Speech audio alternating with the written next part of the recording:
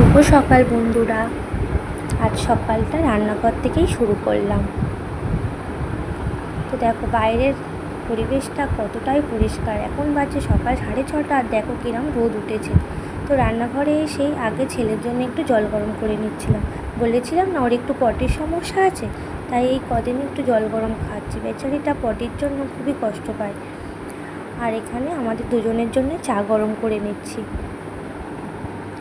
আমি আর তোমার দাদাভাই খাবো, ওই জন্যে তোমাদের দাদাভাই খাবো, তাই একটু চা করে নিচ্ছি। চাটা ফুটে এসেছে, তাই দুধ চাও দিয়ে দিয়েছিলাম। তো আমার ভিডিওটা তোমাদের যদি ভালো লাগে প্লিজ লাইক আর সাবস্ক্রাইব করে দিও। আমি নতুন ভিডিও বানাচ্ছি, সেরকম ভালো ভিডিও হচ্ছে না আমি জানি, তবুও ছাড়ছি। ভালো থেকে তারপরে তো খারাপ হবে বলো, তাই খারাপই। এখন তোমরা একটু দেখো, যখন আমি আরও ভালো ভিডিও বানাতে পারবো তোমাদের আশীর্বাদে, তখন তোমরা আরও ভালো ভিডিও দেখতে পারবে। তো আমার এখানে চাটা বানানো হয়ে গেছে। তো ছেলের জন্য ছাতু খাইয়ে নিয়েছিলাম। তো ছেলেকে খাইয়ে দিয়ে ওর বাবার সঙ্গে আজকে পড়তে পাঠিয়ে দিয়েছি। ও বাবা যদি ওকে একটু পড়তে দিতে যায় আমারও একটু ভালো হয়, কারণ এদিকে একটু কিছু কাজ থাকে সেইগুলোও আমি গুছিয়ে নিতে পারি। তো এই জন্য ওর বাবা নিয়ে গেছে। আর বিছানাটা যা অবস্থা করেছিল, ওই জন্য আমি একটু বিছানাটা গুছিয়ে নিচ্ছিলাম। ছেলে আর বাবা যদি বিছানায় থাকে, বিছানার অবস্থা দেখার অবস্থা থাকে না।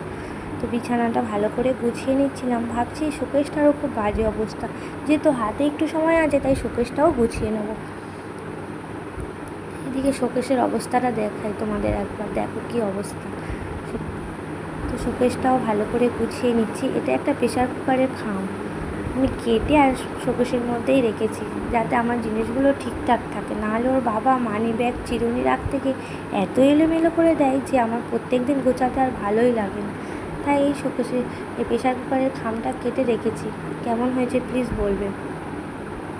তো এদিকে আমি এক এক করে আমার ক্রিম তেল যেগুলো আমার ব্যবহারের জিনিস শোকেসের সামনে থাকে সেইগুলো আমি গুছিয়ে নিচ্ছিলাম।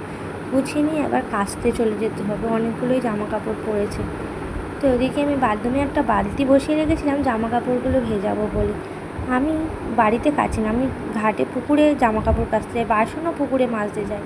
যে এখন গরমের সময় মোটরের জল ওঠার খুবই সমস্যা, তাই পুকুর থেকে জামা কাপড়গুলো কেচে আনি। তো একটু জামা কাপড়গুলো ভিজিয়ে রাখলে ময়লাটা একটু ভালো উঠে যায়, তাই ওই জন্য জামা কাপড়গুলো জলে ভিজিয়ে দিচ্ছিলাম। এখানে জলটা বের করে নিয়েছি।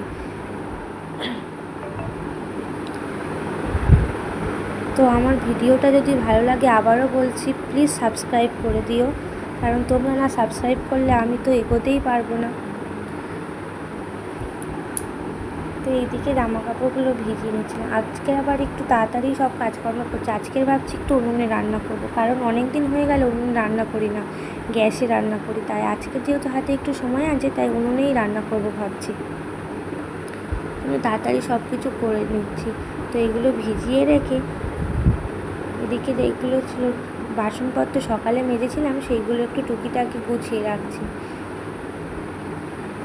রান্নাঘরটা না গোছানো থাকলে যেন রান্নাঘরে আসতেই ভালো লাগে না, তাই রান্নাঘরটা একটু ভালো করে গুছিয়ে রাখছি। যতই গুছিয়ে রাখি আবার রান্না করতে এলে চারদিকে সব এলোমেলো হয়ে যায়। এটা সবারই ক্ষেত্রে হয়, আমারও হয়। তো এইগুলো গুছিয়ে রাখছি, এইগুলো এক্ষুনি গুছিয়ে রাখছি, আবার একটু পরে আবার যেন এটাই দরকার পড়বে। তো দরকার পড়লেও নিতে হবে, তবু গুছিয়ে রাখলে দেখতে সুন্দর লাগে, তাই এইগুলো আমি গুছিয়ে নিচ্ছিলাম। গুছিয়ে নিয়ে ভাবছি আনাজটা কেটে নেবো, কারণ ওর বাবা যেহেতু বাজারে গেছে আসতে দেরি আছে, তাই আনাজটা কেটে নেবো। আবার ফ্রিজে মাছও রাখা আছে, মাছটা বের করতে হবে। তো দেখো কালকেরে অনেকগুলো মাছ কেটে রেখেছিলাম, কালকে যেহেতু বৃহস্পতিবার ছিল মাছগুলো রান্না হয়নি, ফ্রিজের মধ্যে রেখে দিয়েছিলাম। আজকের মাছগুলো বের করে নিয়েছি। তো এই মাছগুলোই আজকে রান্না করব। আজকের আর মাছ কাটাকাটির ঝামেলা রাখবো না। তো মাছগুলো ফ্রিজ থেকে বের করে একদম বরফ জমে গেছে, তো জল দিয়ে রেখে দিই, নাহলে আবার এখন না বের করে দিলে রান্নার সময় আবার বরফ ছাড়তে চাইবে না। তো এদিকে দেখো আমাদের গাছের শাক, নোটে শাক গাছে হয়েছিল, আমার শ্বশুরমশাই এনেছে, তো শাকগুলো আমি কেটে নিয়েছি। আজকের নোটে শাকের চচ্চড়ি করবো। এদিকে বললাম না তাড়াতাড়ি রান্না করবো, ওই জন্য চালটাও বের করে নিচ্ছি।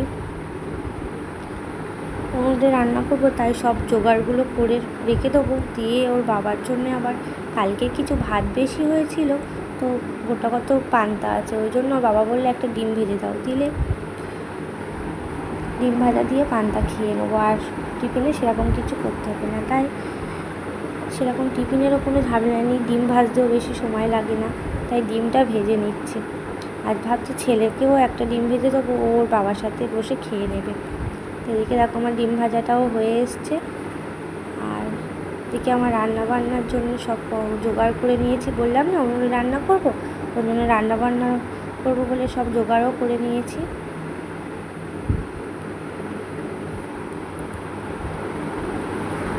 তো রান্নাবান্না করে খাওয়া দাওয়াও কমপ্লিট করে নিয়েছিলাম, নিয়ে একটু মন চাইলো যে আমসত্ত্ব খাবো। ওই জন্য আমসত্ত্ব ওই বাবার বাড়ি থেকে নিয়ে এসেছিলাম, মা বানিয়েছিল, আমসত্ত্বটা এনেছি, কিন্তু একদিনও খাওয়া হয়নি। একদিন তোমার দাদাভাই যে একটুখানি খেয়েছিল, তো খেতে খুব ভালো লাগে। আমার মা এবছর প্রথমই করেছে আর আমার জন্য এগুলো দিয়েছে। তো আমসত্ত্বটা নিয়ে নিচ্ছি। তোমার দাদাভাই বলে দুপুরবেলায় আমার জন্যও নিয়ে এসো, তাই আমসত্ত্ব নিয়ে দুপুরবেলা খেয়ে দিয়ে এবার ঘুমানোর পালা। তো রান্নাঘরের দরজাটা দিয়ে দিই, নাহলে আবার বিড়াল এলে খুবই অসুবিধা হবে। তো আজকের ভিডিওটা এই অবধি। প্লিজ লাইক সাবস্ক্রাইব করো।